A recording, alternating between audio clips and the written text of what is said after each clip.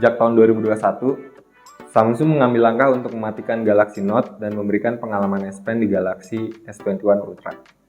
Strategi ini masih dilakukan Samsung pada 2022. Ada 3 HP baru yang mereka luncurkan, yakni Galaxy S22, Galaxy S22 Plus, dan Galaxy S22 Ultra. Samsung kelihatan banget pengen nonjolin Galaxy S22 Ultra. Dari desainnya aja, dia udah mirip banget sama Galaxy Note. Varian Galaxy S22 dan Galaxy S22 Plus kelihatan mirip. Kalau dilihat-lihat, ya sebenarnya mirip juga sama kayak Galaxy S21 tahun lalu. Mereka punya modul kamera yang mirip, kayak mata Terminator. Tapi, kalau Galaxy S22 Ultra ini kelihatan beda banget. Kamera belakangnya tuh dibuat tanpa modul, bikin lensa-lensanya yang besar kelihatan kayak boba. Desain kamera boba kayak gini tuh sebenarnya udah pernah dipakai Samsung untuk Galaxy A32, HP Samsung di range harga menengah. Keputusan Samsung pakai desain HP kelas menengah untuk HP flagship boleh dibilang kejutan. Soalnya, biasanya HP kelas menengah lah yang desainnya ngikutin HP flagship, tapi kali ini justru sebaliknya.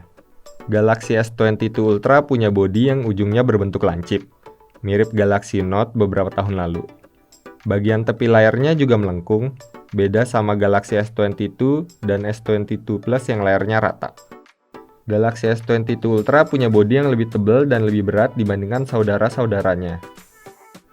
Bodi ketiganya telah dilindungi kaca anti-gores Corning Gorilla Glass Victus Plus. Frame yang dipakai juga berbahan armor aluminium yang diklaim paling kuat di industri HP saat ini. Di bodinya udah nggak ada jack audio. Tombol khusus Bixby juga udah nggak ada. Semua tombol fisik dipusatkan di sisi samping kanan bodi HP. Kalau untuk SIM tray-nya, Samsung Galaxy S22 series bisa nampung 2 slot SIM card tanpa memori eksternal. Semua varian Galaxy S22 series punya sertifikat IP68, yang berarti udah anti debu dan anti air hingga kedalaman 1,5 meter dalam waktu 30 menit. Oh iya, Galaxy S22 series juga udah support jaringan 5G di Indonesia ya. Pada bagian layar, ketiganya pakai panel Dynamic AMOLED 2X display, frame rate mulus 120Hz, dan touch sampling 240Hz. Perbedaan antara ketiganya ada pada bagian luas layar dan resolusinya. Galaxy S22 Ultra punya layar paling besar, sedangkan Galaxy S22 dan S22 Plus masing-masing 6,1 dan 6,6 inci dengan resolusi Full HD+. Samsung Galaxy S22 series masih pakai kamera selfie dalam punch-hole yang terletak di bagian tengah atas layar. Untuk Galaxy S22 dan S22 Plus, Samsung kasih kamera selfie 10 megapiksel. Nah, kalau Galaxy S22 Ultra pakai kamera selfie yang lebih baik dengan resolusi 40 megapiksel. Di bagian belakang, Galaxy S22 dan S22 Plus dibekali 3 kamera.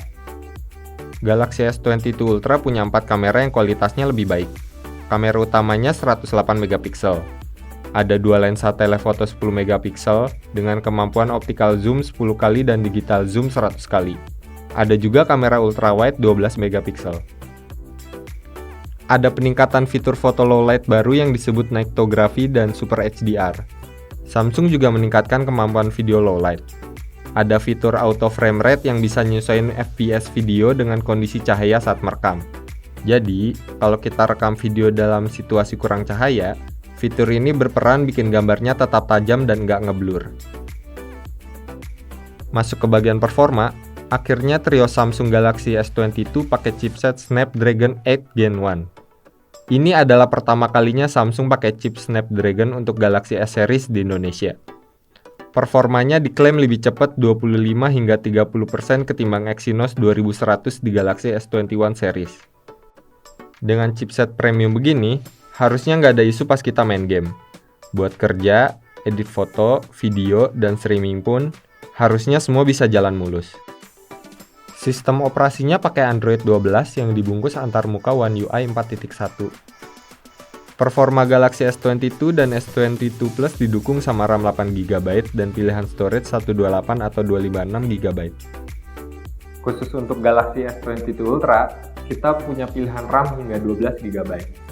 Varian ini juga spesial banget, karena cuma dia yang support stylus S Pen. Keberadaan S Pen di Galaxy S22 Ultra sebenarnya nggak mengejutkan, karena Galaxy S21 Ultra yang diluncurkan tahun kemarin juga udah ada S Pen. Nah, yang bikin beda, Galaxy S22 Ultra punya rumah khusus buat nyimpen S Pen di bodinya. Mirip banget kan sama Galaxy Note? Jadi kita nggak perlu lagi beli casing khusus kayak di Galaxy S21 Ultra. S Pen juga bantu kita untuk menavigasi HP ini tanpa harus menyentuh layar, karena masih ada fitur air control dan air gesture. S Pen di Galaxy S22 Ultra adalah S Pen paling mulus yang pernah Samsung buat. Latensinya cuma 2,8 milisecond. Sensasinya kayak nulis beneran pakai pena fisik. Oh iya, S Pen di Galaxy S22 Ultra juga punya sertifikat IP68.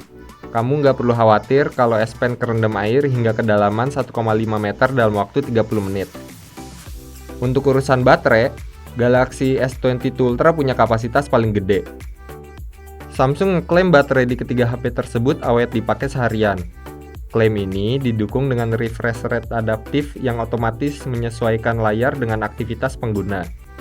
Pas kita lagi baca artikel di HP, layar Trio Galaxy S22 bakal memakai refresh rate terendah supaya konsumsi baterai lebih irit.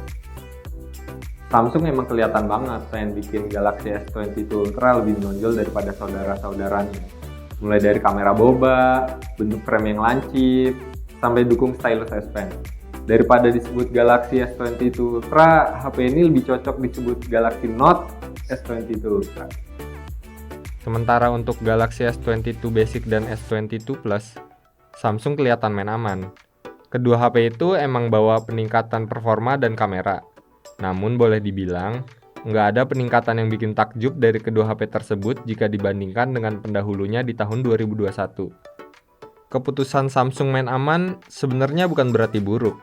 Bisa jadi industri HP emang udah mature dan vendor udah nemuin resep kunci apa yang dimau konsumen. Jadi nggak perlu lagi ada perubahan besar setiap tahun. Oke, sekian dulu hands-on Samsung Galaxy S22 series dari Kumparan. Gue Yaul, sampai jumpa.